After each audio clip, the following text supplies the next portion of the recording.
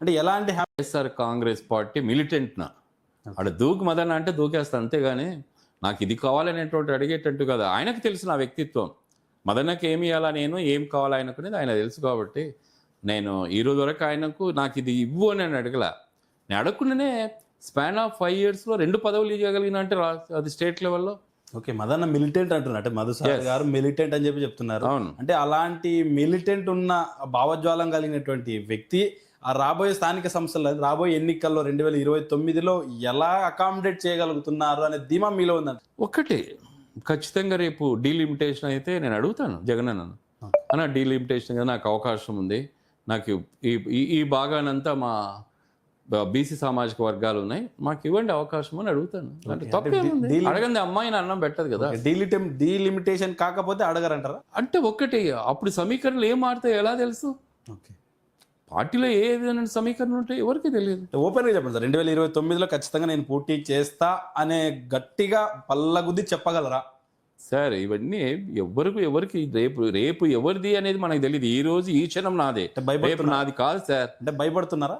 భయపడ్డం కాదు సార్, అంటే ఒక్కటే ఈ క్షణము ఈ రోజు నాదని చెప్పగలను కానీ రేపు నాదని చెప్పలేను, ఎవరు చెప్పలేరండి. ఇప్పుడు 2019 నుంచి యాక్టివ్ పొలిటీషియన్గా ఉండి 2024 సంథింగ్ 23లో తీసుకున్న మదన్న గారు కనీసం ధైర్యంగా జగనన్న మీద నమ్మకంతో అంటే చిన్న మాట కూడా చెప్పలేకపోతున్నారు అని అంటే దీన్ని ఎలా చూడాలి? కాదు సార్, నేను ఎప్పుడు కానీ ఈ రోజు నాదని ఆనందపడే వ్యక్తిని తప్ప రేపు నాదని చెప్పి అహంతో పోయే వ్యక్తిని కాదు. అంటే ఈ ప్రాంతంలో ప్రిన్సిపల్స్ ఉన్నాయి, ఆ ప్రిన్సిపల్ ప్రకారం వెళ్తా ఉంటాను. అంటే ఈ ప్రాంతంలో మా వాళ్ళు ఉన్నారు, మా జనాభా ఉంది అని చెప్పి అడుగుతున్నారు. అంటే ఏ ప్రాంతం అని చెప్పి చెప్తున్నారు సార్ ఇంతకు? ఎలా ఈ ప్రాంతంలో మా వాళ్ళు ఉన్నారు, ఈ ప్రాంతంలో నాకు ఇవ్వండి అని నేను అడుగుతానని చెప్పి చెప్తున్నారు. అంటే ఏ ప్రాంతంలో మీ వాళ్ళు ఉన్నారు, ఎక్కడ మీరు అడుగుతారు? ఎందుకంటే ఆలూరు ఉంది, మంత్రాలయం ఉంది, పక్కన గుంటకల్ ఉంది, ఆ తర్వాత ఆ రాయదుర్గం ఉంది, అక్కడ మన ఈ ఏరియా మొత్తం ఉన్నాయి. ఇన్ కేస్ బై డీలిమిటేషన్ అయితే బై 2 కూడా అవుతాయి. అంటే స్పష్టంగా ఉండాలి. మీకు చెప్పేది అదే, ఇప్పుడు డీలిమిటేషన్ అయితే ఆదోని 2 అవుతాయి అనేటువంటి ఆలోచన ఉంది. కాబట్టి ఒకటి రూరల్ అర్బన్ అవుతే రూరల్ మాకు ఇవ్వండి అని అడగడానికి అవకాశం ఉంది ఖచ్చితంగా. ఎందుకంటే పార్టీలు ఇన్ని రోజులు నేను కష్టపడ్డాను, నాకు ఇవ్వండి అని ఒక అవకాశం అని అడుగుతాను. ఓకే, అంటే ఇక్కడ ఆదోని మాకు ఇవ్వండి అని అడగాలి అని అంటున్నారు. కానీ ఇక్కడ ప్రాంతంలో స్థానికంగా జరుగుతున్న కూటమికి సంబంధించిన అంశాల గురించి ఆ స్థాయిలో మధుసూదన్ గారు మాట్లాడడం లేదు. కేవలం జెడ్పీ సమావేశంలో వెళ్తారు, అక్కడ మమాని మాట్లాడతారు, మండలికి వెళ్తారు, మండలిలో మమాని మాట్లాడతారు తప్పితే ఇక్కడ అంశాన్ని ఆ స్థాయిలో ఎఫెక్టివ్గా మాట్లాడడం లేదనే విమర్శ ఉంది. సార్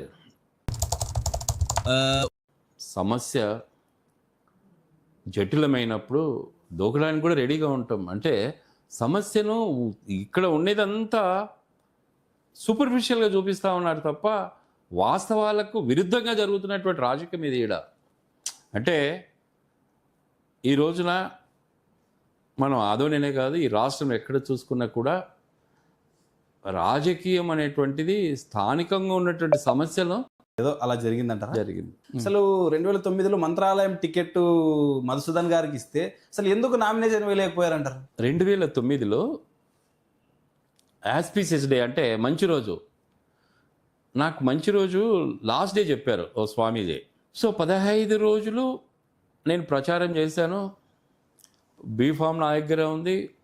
మీన్ వెల్ రేపు లాస్ట్ డేనే ఇంకా నేను పెట్టుకుంది కూడా నామినేషన్ లాస్ట్ డే అయితే ఆ డేటు నేను పెట్టుకున్న ముహూర్తం కూడా అదే. సో ముందు రోజు స్వర్గీయ రాజశేఖర రెడ్డి గారు డాక్టర్ గారు అది నేను వేరే వాళ్ళకి ఇస్తా ఉన్నా, మీరు బీఫామ్ ఇచ్చేసేయండి వాళ్ళకుంటే. అలాగేనా, ఎందుకంటే మీరే చెప్పారు వచ్చి బీఫామ్ నేను పిలిచారు ఇచ్చారు, మరి ఇప్పుడు మీరు అడుగుతున్నా ఇచ్చేస్తానన్నా, నాకు ఎటువంటి అబ్జెక్షన్ లేదు. అంటే మనకు ఆ రోజున ఏ విధమైనటువంటి రాజకీయ కాంక్ష లేదు. వారు చెప్పారు పోటీ చేస్తే బాగుంటుంది అంటే పిలిపించినప్పుడు పోయినాను. అసలు ఫ్రాక్షన్ ఆఫ్ మినిట్స్లో నాకు ఏమంటారు అదే కార్డు ఇచ్చేసి పంపించారు, బీఫామ్ ఇచ్చేసి పంపించారు. ఓకే, అంటే ఈ మిలిటెంట్ ఉన్న భావజ్వాలం కలిగినటువంటి వ్యక్తి ఆ రాబోయే స్థానిక సంస్థలు రాబోయే ఎన్నికల్లో 2029లో ఎలా అకామిడేట్ చేయగలుగుతున్నారు అనే ధీమా మీలో ఉందండి. ఒక్కటి ఖచ్చితంగా రేపు డీలిమిటేషన్ అయితే నేను అడుగుతాను జగన్ అన్న డీలిమిటేషన్ కదా, నాకు అవకాశం ఉంది, నాకు ఈ భాగానంతా మా బీసీ సామాజిక వర్గాలు ఉన్నాయి, మాకు ఇవ్వండి అవకాశం అని అడుగుతాను. అంటే తప్పేముంది, అడగంది అమ్మాయిని అన్నం పెట్టదు కదా. డీలిమిటేషన్ కాకపోతే అడగరంటారా? అంటే ఒక్కటి, అప్పుడు సమీకరణలు ఏం మారుతాయో ఎలా తెలుసు?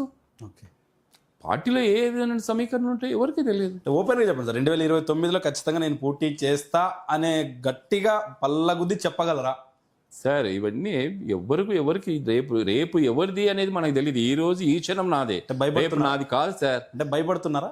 భయపడ్డం కాదు సార్, అంటే ఒక్కటే, ఈ క్షణము ఈ రోజు నాదని చెప్పగలను కానీ రేపు నాదని చెప్పలేను, ఎవరు చెప్పలేరండి. ఇప్పుడు 2019 నుంచి యాక్టివ్ పొలిటీషియన్గా ఉండి 2024 సంథింగ్ 23లో తీసుకున్న మదన్న గారు కనీసం ధైర్యంగా జగనన్న మీద నమ్మకంతో అంటే చిన్న మాట కూడా చెప్పలేకపోతున్నారు అని అంటే దీన్ని ఎలా చూడాలి? కాదు సార్, నేను ఎప్పుడు కానీ ఈ రోజు నాదని ఆనందపడే వ్యక్తిని తప్ప రేపు నాదని చెప్పి అహంతో పోయే వ్యక్తిని కాదు.